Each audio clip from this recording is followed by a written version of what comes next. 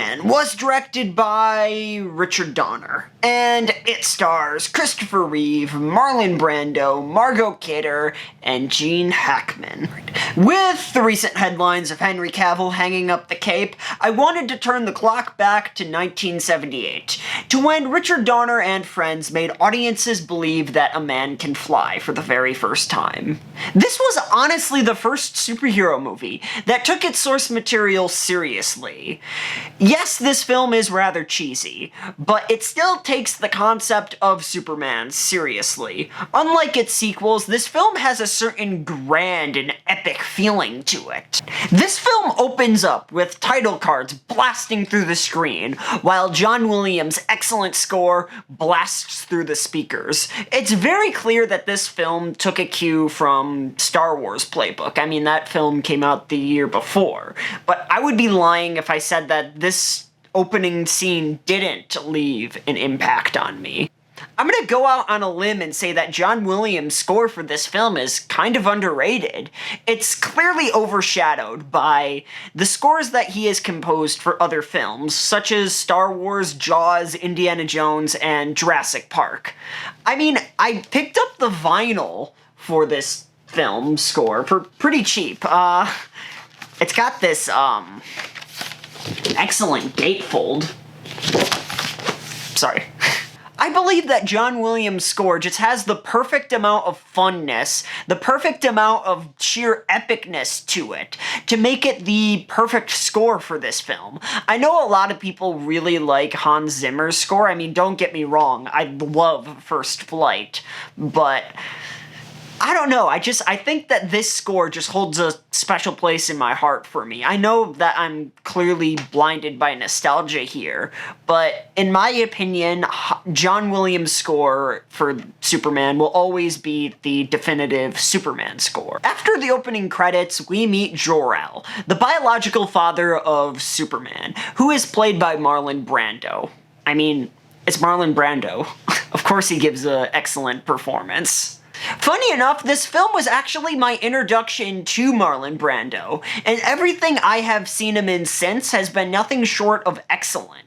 I mean, name a bad Marlon Brando performance. I mean, it might exist, but I feel like you would be hard-pressed to name a terrible Marlon Brando performance. The farewell speech that Jor-El gives to his infant son has always remained emotionally potent to me.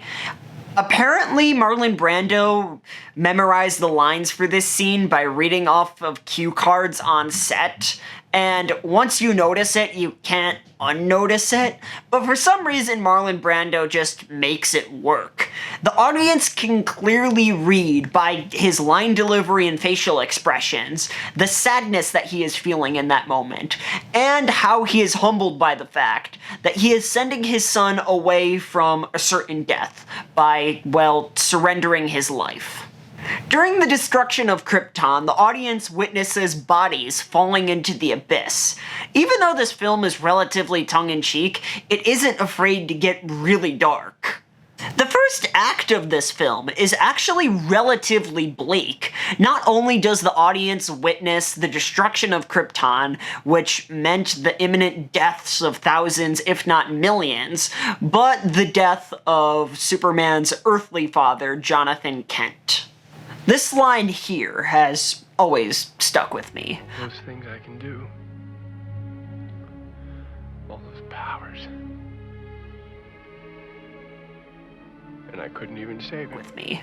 I just love the idea of Jonathan dying of natural causes, and Clark, with his practically infinite amount of powers, is still unable to save him, and because of that he feels responsible in a way. It's just quick little lines like that that just makes this film feel so much more interesting and so much more impactful. Okay, now we can talk about Christopher Reeve.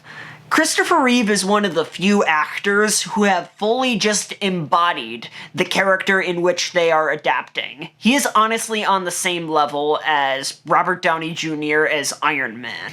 That is honestly the biggest praise I can give his performance. Just the sheer hopefulness of Superman's character is portrayed through Christopher Reeve's performance. All the values and morals that Superman stands for is just perfectly embodied by Christopher Reeve's performance. And of course, Christopher Reeve is an amazing human being with all of his work with the Christopher Reeve Foundation.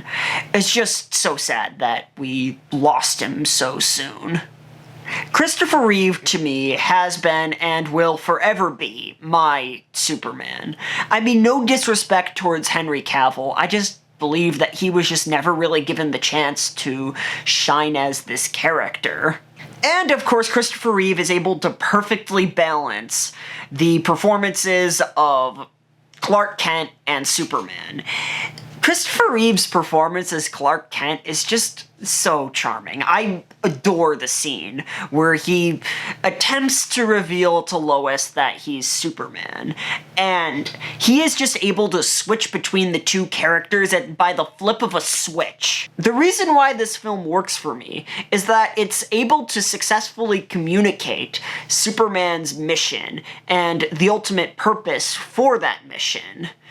It dives into the idea that when one decides to do good, when one decides to help out and to go out of their way to do good, humanity and society benefits from this. Superman doesn't really owe humanity anything. Like, he really doesn't have to do his mission. There's no, like, moral calling for him to do it. Like, he's not forced to do it. He just does it out of the goodness of his heart.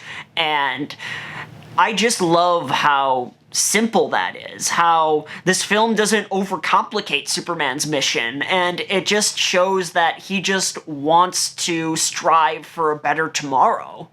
I mean, when you really look deeply into this, Superman is a being who is capable of causing great harm. Like, he could probably destroy humanity in an afternoon, but instead he decides to save cats from trees. And there's just something so inspiring to me about that. This film does address the hokey nature to Superman's mission. I'm here to fight for truth and justice in the American way. You're gonna end up fighting every elected official in this country. Though this film acknowledges the fact that Superman's mission is nearly impossible, but he doesn't really care. Like, he goes out of his way to strive for a better tomorrow, and he knows he can't reach perfection, and he knows he's going to die trying, but he just still wants to do his mission out of the goodness of his heart. And that is just the core of Superman's character. He's always going to strive for a better tomorrow, and he's going to keep a smile on his face, you know, while doing that. I do have a few relatively minor issues with this film. One of them being is the villain, Lex Luthor. He's kind of a one-dimensional character in this film. Like, he wants to destroy the West Coast for self-gain reasons, and this film never really attempts to dive any deeper than that. And also the whole Superman flying around the Earth backwards, turning the Earth off its axis to turn time back, is really convoluted and dumb. The internet has practically analyzed this scene to death and why this is virtually impossible, so I really have nothing new to add to this conversation other than acknowledging the fact that this is a little distracting to me. Can this film come across as cheesy and a little dated? Yes. Though I believe that this film deserves a lot more credit than it gets. Its main message of always trying to strive for a better tomorrow will always remain timeless. And over 40 years later, this film made me believe a man can actually fly. Because of that, Superman gets an A.